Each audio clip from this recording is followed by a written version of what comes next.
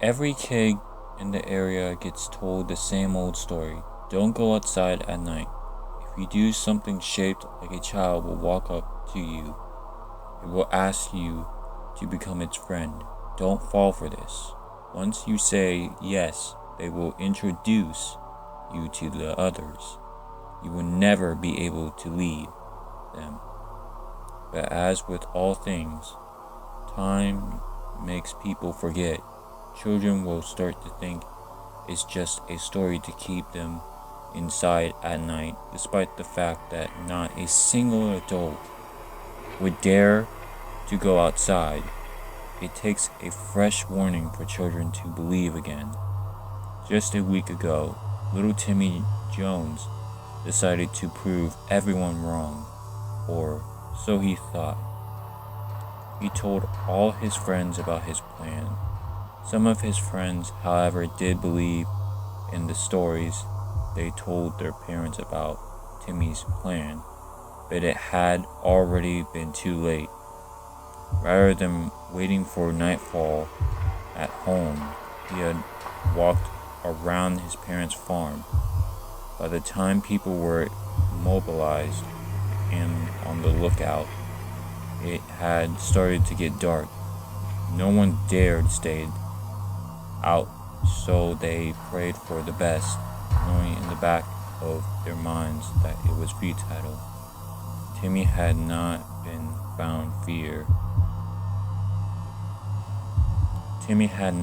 found. Fear keeps children inside once more, but don't worry, Timmy's family will see him again, because we won't just stay outside anymore.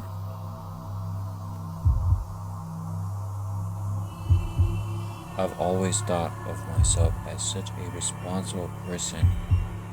How did I let this happen? Driving while intoxicated? What was I thinking? The truth is I wasn't, and I now live to regret it. I swear I didn't see him coming. That poor kid. His poor parents. I had to flee the scene. It was that or jail. Nobody was gonna sympathize with me, but now I'm getting my karma. He's everywhere I go. When I get a drink of water at night, when I get up in the morning, and especially when I'm driving, he follows me, always watching. At first I thought it was my guilt, but no, he's here as I type this. I can feel him behind me. It's time now for him to take his revenge. May God have mercy on my soul. My daughter was the rebellious type, but never the one to run away. Sure, she had her constant squabbles with her mother and I that all teens were prone to, but she had no money and no car. I know she didn't up and leave. I know this was something worse. Within days, search dogs led authorities to a deep wooded area where the police found a ripped, bloody shirt. DNA testing showed it belonged to our daughter. My wife and I immediately told the officers about the boyfriend. Our daughter was only 17, and she was hanging around a 20-year-old loser. Her grades had tanked, her relationship with the family dissolved, and her behavior became intolerable. He was a terrible influence. He was the root of all the family problems. Surely he had something to do with this. A search warrant was executed and a bloody knife was discovered in his car. He was placed under arrest, and my wife and I finally thought we could get some sleep at night. That sense of calm was disrupted when we received a phone call in the middle of the night. Police had found my daughter. She was still alive. She had survived a slash to the neck and several self-defense stab wounds to the hands and arms. She had ripped up her shirt to bandage the wounds and stumbled through the wilderness before being discovered by a search party. She was taken to the hospital, and we were told to drive over right away. My wife and I jumped out of bed and rushed to the hospital at the record speed. When we arrived, the nurses left the room and gave us some alone time with our daughter. We walked towards her timidly and waited for her to speak. She looked at us with a smile and said, "You should have cut deeper. I can't wait until we're all back home."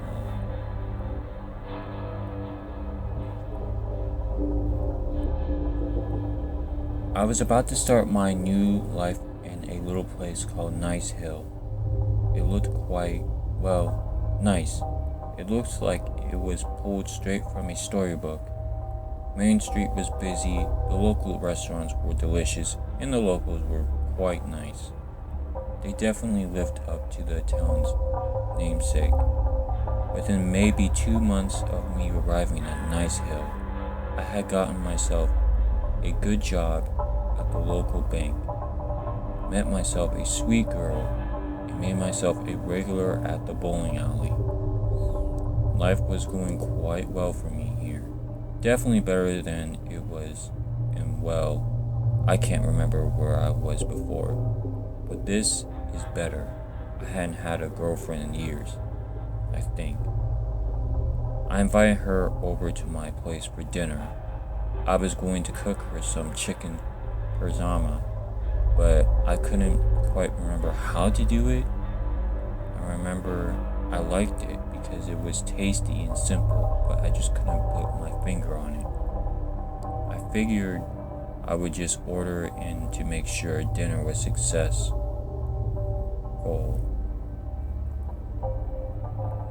Ern showed up looking as beautiful as ever. I told her that I couldn't remember seeing anyone so beautiful. She smiled and came in to eat food I had ordered. I told her I couldn't remember if she told me her favorite food, so I went with pizza. Everyone loves pizza, right? She laughed at my failed attempt to host a proper dinner, but she still endured this horrid night with a smile. The conversation came to a standstill. I panicked and grabbed my old photo albums. I told her I wanted to show her some of my old life, my old friends, my life, my family, and my old dog. I couldn't remember his name I guess I was too nervous. I grabbed a photo album and opened it up. I couldn't remember which one I couldn't remember which one this was, but we were about to find out. When I opened the album, all my pictures were empty. I kept flipping and flipping to try and find one, but it was just blank photos. "This is impossible," I cried.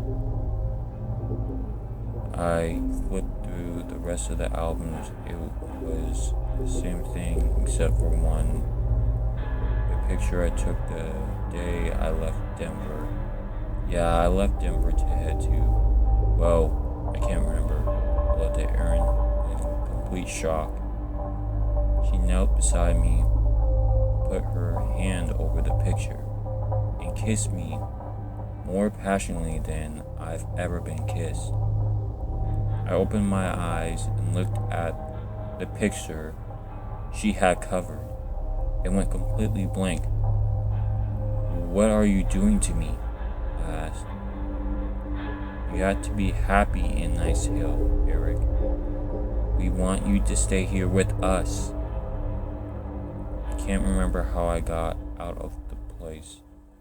I don't remember a lot these days, but I do remember her, that town, and what it did to me.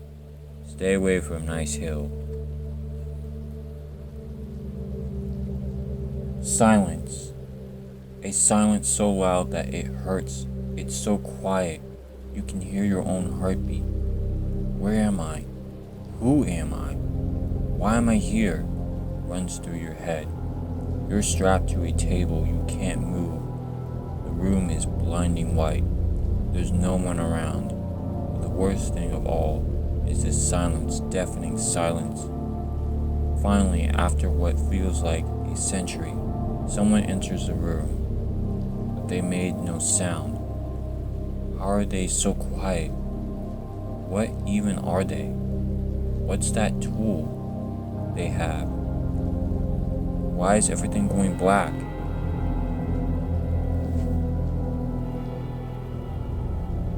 Dang. God damn. The same nightmare again? It's the third time this week that it got me up. I checked the digital clock next to me. 5:55. Gotta get up at 6:30 anyways. I'm too awake to have a power nap like that. The sweat in my forehead starts feeling ice cold. I check the temperature. 46? In Florida? Shit. I better make sure Tyler is okay.